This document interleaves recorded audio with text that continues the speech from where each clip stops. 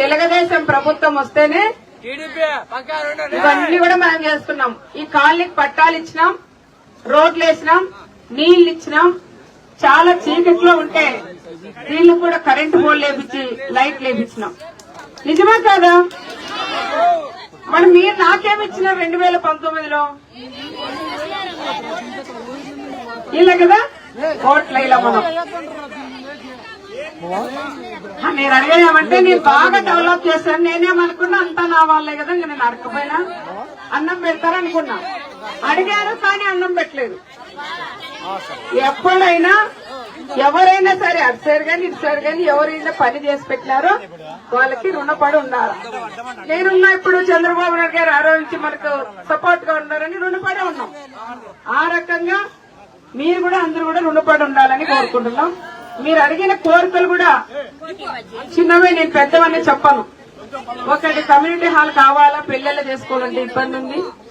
ఒక అంగన్వాడీ బడి కావాలా, దాంతో పాటు నీటి సమస్య ఉంది, తీర్చుకోండి. ఒక బ్రిడ్జ్ కావాలన్నారు. ఇవన్నీ కూడా మన ప్రభుత్వం వస్తుంది, చేద్దాం. మీరు కూడా సపోర్ట్ గా మీరందరూ సైకిల్ కు ఓటేసి మీరందరూ గెలిపిస్తేనే నేను చేసేదానికి హక్కు ఉంటుంది. ఇక్కడ మీరు ఓటేసేదే కాకుండా మీ బంధువులు ఎక్కడైతే ఉన్నారో వాళ్ళు కూడా చెప్పి మీ బంధువుల ద్వారా కూడా ఓట్లు వేపియాలని మిమ్మల్ని అందరినీ కూడా నేను కోరుకుంటున్నా. ఎవరైనా సరే ఇప్పుడు ఒకటే చెప్తున్నా, మా మహిళలకి వైఎస్ఆర్ ఎమ్మెల్యే ఆవిడ 2 కోట్లు పెట్టి చీరలు దింపాడంట. ఆ చీరలు తీసుకొని గ్రామాంతకు వస్తారు. గ్రామంలో ప్రతి ఒక్క కుటుంబం దగ్గరికి వస్తారు. అమ్మాయి చీర ఇస్తున్నాం, ఇస్తాను మా కేయి తల్లి. అమ్మ ఉగాదికి ఇస్తున్నాం, మా ఆడపిల్లలు కదా అని ఇస్తున్నాం, మా కోటేయమని చాలా మంది వస్తారు. వైఎస్ఆర్ కార్యకర్తలు, లీడర్లు. మీరు అవి తీసుకోండి. ఓటు మాత్రం సైకిల్ గుర్తుకు వేయాలని ప్రత్యేకంగా కూడా నేను కోరుకుంటున్నాను.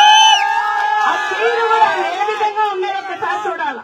వాళ్ళు ఇచ్చినప్పుడు చెప్పాలా, అన్న 5 ఏళ్ళు అయింది కదా, మా కోట్లకు డబ్బులు సంపాదించినారు, ఏందన్నా 50 రూపాయలు 70 రూపాయల చీర మేము ఎవరు కట్టుకోం, మా జాకెట్ పీస్ కూడా రాదు, అలాంటి చీరలు మాకొద్దు, ఇస్తే పట్టు చీరలు పెట్టండి.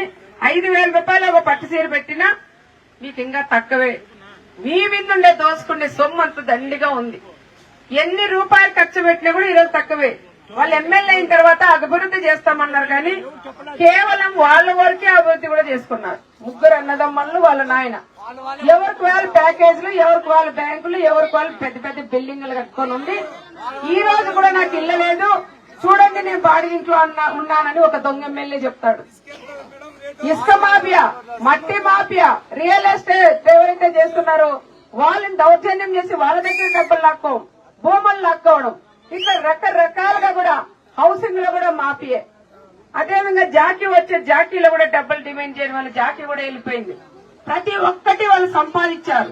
సంపాదించిన దాంట్లో మీకు పెట్టిన చాలా తక్కువ 1% కూడా వాళ్ళు పెట్టిన వాళ్ళు కాదు. దానికని మీకు కూడా ఇచ్చినప్పుడు సెల్ ఫోన్ తో కూడా నీట్ గా రికార్డ్ చేసుకోవాలని మిమ్మల్ని అందరినీ కూడా నేను కోరుకుంటున్నాం. గ్రామ వాలంటీర్లు అనే వాళ్ళు ఇప్పుడు లేరు. ఎందుకంటే ఎలక్షన్ కమిషనరే ఎలక్షన్ కోడ్ వచ్చినప్పటి నుండి వాళ్ళని పక్కన పెట్టేసింది. పెన్షన్లు కూడా అందరికీ 1వ తారీఖు నుంచి ఇవ్వాలా. కానీ వాళ్ళు ఏమంటున్నారంటే వైఎస్ఆర్ఎల్ ఇదే గ్రామ వాలంటీర్ పెట్టుకొని ఓటుకు నోటు అన్నట్లు వాళ్ళు కూడా ముందుకొచ్చి మన పెన్షన్ ఇస్తూ మళ్ళా వాళ్ళ డబ్బులు కూడా మీకు ఇస్తూ ఓటు వేయించాలనే ఉద్దేశం వైఎస్ఆర్ఎల్ కొన్నింది. కానీ ఎలక్షన్ ఆఫీసరే ఈ రోజు వాళ్ళందరినీ కూడా పక్కన పెట్టింది. పక్కన పెడితే వాళ్ళు ఏమంటారు, చంద్రబాబు నాయుడు గారు పెన్షన్ ఇవ్వద్దు అని కోర్టుకు వేసినారు అంటారు. అమ్మా మీరు ఇక్కడ ఉన్నారు, అందరికీ చెప్తున్నా, చంద్రబాబు నాయుడు గారు నెల నెల పెన్షన్లు ఇవ్వాలా, నెల నెల జీతాలు ఇవ్వాలనే వ్యక్తి మన అన్న చంద్రబాబు నాయుడు గారు. అనవసరంగా రెచ్చగొట్టి ఏదో రకంగా మీ దగ్గర చెప్పి మళ్లీ వాళ్ళు ఫ్యాన్ కోట్ వేయించుకోవాలనే ఉద్దేశంతో వాళ్ళు ఉన్నారు. దయచేసి మీకు అందరికీ ఓటే చెప్తున్నాం, పెన్షన్లు ఇమ్మనే నాయకుడు మన అన్న చంద్రబాబు నాయుడు గారు, పెన్షన్లు ఇవ్వకూడదనే నాయకుడు వైఎస్ఆర్ జగన్మోహన్ రెడ్డి గారని ప్రత్యేకంగా మీకు అందరికీ కూడా పేరు పేరున తెలియజేసుకుంటూ మంచి పథకాలు కూడా మన అన్నగారు కూడా పెట్టారు. బాబు షూరిటీ భవిష్యత్తు గ్యారంటీ, దీంట్లో భాగంగా ప్రతి ఒక్కరికి కూడా ఇది క్యాలెండర్ మీ ఇంట్లో టీవీ దగ్గర కూడా పెట్టుకోవాలి. పొద్దున్న లేస్తేనే ఒక్కసారి ఇవన్నీ చూసుకోవాలని కూడా చెప్తున్నాం. ఇట్లా ఇస్తేనే ఇట్లా పడైపోకుండా ఇదంతా నీట్ గా ఒక వీళ్ళంతా మన ఊరికి ఇట్లా ఇచ్చినారో తెలియదు కానీ ఇట్లా పెట్టుకోవాలి, స్టాండింగ్ పెట్టుకుంటే మన దాని మీద కూడా నిలబడుతుంది. ఇట్లా ఇచ్చారా అమ్మ? ఉద్యోగాలు కావాలన్నా మన అన్న చంద్రబాబు నాయుడు గారు రావాలా. యువతకు కూడా నిరుద్యోగ ఎవరైతే 5 మందికి కూడా చదువుకునే కదా 15,000 ఇస్తారని మన అన్నగారు కూడా చెప్పారు. ఇక్కడ రైతులుంటే ప్రతి రైతన్నకి 20,000 రూపాయలు ఆర్థిక సహాయం చేస్తామన్నారు. ప్రతి ఇంటికి ప్రతి కుటుంబానికి సంవత్సరానికి 3 సిలిండర్లు ఉచితంగా ఇస్తామని మన అన్నగారు కూడా చెప్పినారు.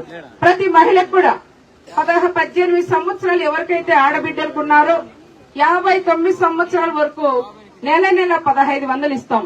అంటే సంవత్సరానికి వచ్చి 18,000 ఆ కుటుంబానికి కూడా వస్తుందని చెప్తున్నాం.